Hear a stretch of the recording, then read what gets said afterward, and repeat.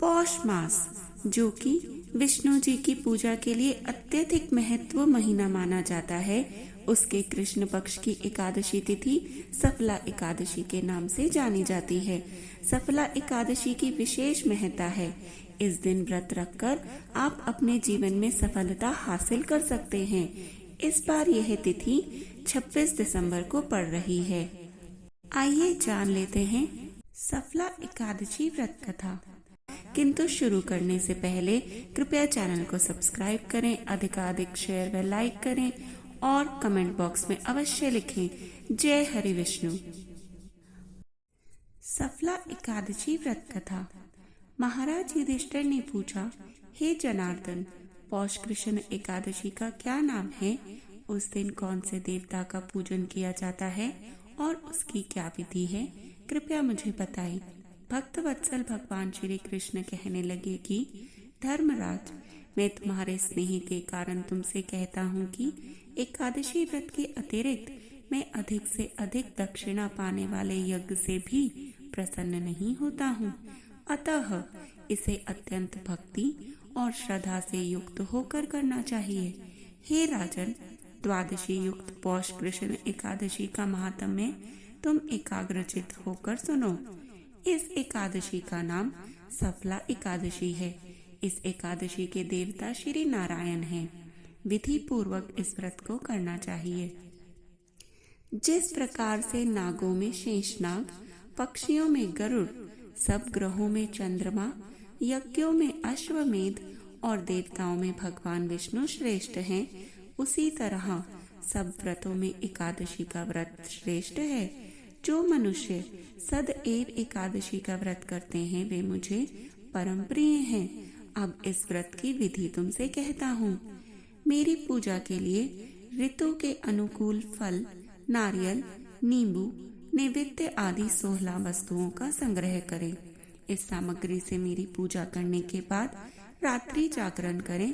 इस एकादशी के व्रत के समान यज्ञ, तीर्थ, दान, तप तथा कोई दूसरा व्रत नहीं है।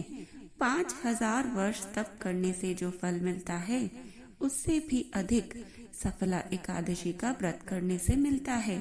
हे राजन, अब आप इस एकादशी की कथा को सुनिए। सफला एकादशी व्रत कथा। चंपावती नगरी में एक महिष्मान नाम का राजा राज्य करता था।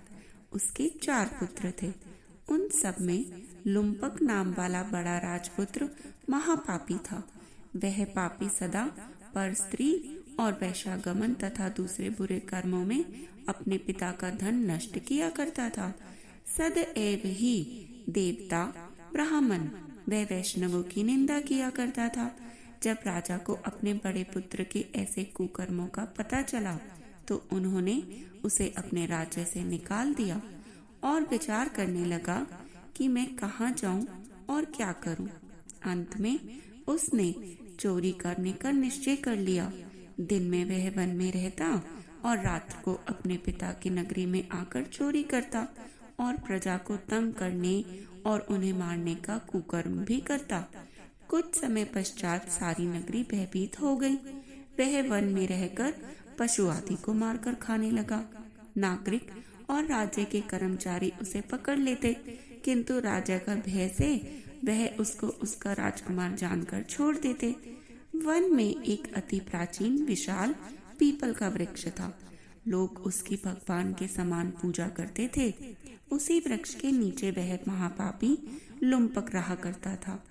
इस वन को लोग देवताओं की क्रीड़ा स्थली मानते थे। कुछ समय पश्चात पौष कृष्ण पक्ष की दशमी के दिन वह वस्त्रहीन होने के कारण शीत के चलते सारी रात्रि सो नहीं सका। उसके हाथ पैर भी अकड़ गए। सूर्य उदय होते होते वह मूर्छित हो गया। दूसरे दिन एकादशी को मध्याह्न के समय सूर्य की गर्मी पाकर उसकी मूर्छा दूर हुई। गिरता पड़ता वह भोजन की तलाश में निकल चला। पशुओं को मारने में वह समर्थ नहीं था, अतः पेड़ों के नीचे गिरे हुए फल उठाकर वापस से उसी पीपल वृक्ष के नीचे आ गया। उस समय तक भगवान सूर्य अस्त हो चुके थे। वृक्ष के नीचे फल रखकर कहने लगा, हे भगवान, अब आपके ही अर्पण है ये फल, आप ही तृप्त हो जाइए। उस रात्रि को दुख के कारण रात्रि को भी नींद नहीं आई। उसके इस उपवास और जागरण से भगवान अत्यंत प्रसन्न हो गए और उसके सारे पाप नष्ट हो गए। दूसरे दिन प्रातः एक अति सुंदर घोड़ा अनेक सुंदर वस्तुओं से सजा हुआ उसके सामने आकर खड़ा हो गया। उसी समय आकाशवाणी हुई कि हे राजपुत्र, श्री नारायण की कृपा से तेरे सब पाप नष्ट हो गए हैं। अब तू अपने पिता के पास जाकर राज्य प्राप्त कर। ऐसी वाणी सुनकर वह अत्यंत प्रसन्न हुआ और दिव्य वस्त्र धारण करके भगवान आपकी जय हो कहकर अपने पिता के पास गया। उसके पिता ने प्रसन्न होकर उसे समस्त राज्य का भार सौंप दिया और वन का रास्ता ले लिया। अब लुम्पक शास्त्र अनुसार राज्य करने लगा। उसके स्त्री, पुत्र आदि सभी कुटुंब भगवान श्री नारायण के परम भक्त हो गए। वृद्ध होने पर भी वह अपने पुत्र को राज्य का भार सौंपकर वन में तपस्या करने चला गया और अंत समय में वैकुंठ को प्राप्त हुआ। अतः जो मनुष्य इस परम पवित्र सफला एकादशी का व्रत करता है उसे अंत में मुक्ति अवश्य मिलती है। जो नहीं करते वे पूंछ और सींगों से रहित पशुओं के समान हैं।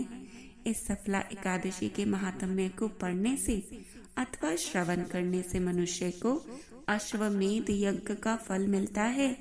अतः सफला एकादशी का व्रत हर एक मनुष्य को अवश्य करना चाहिए ताकि जाने में अनजाने में उससे हुए सभी पाप कर्म दूर होकर उसे वैकुंठ में स्थान मिले।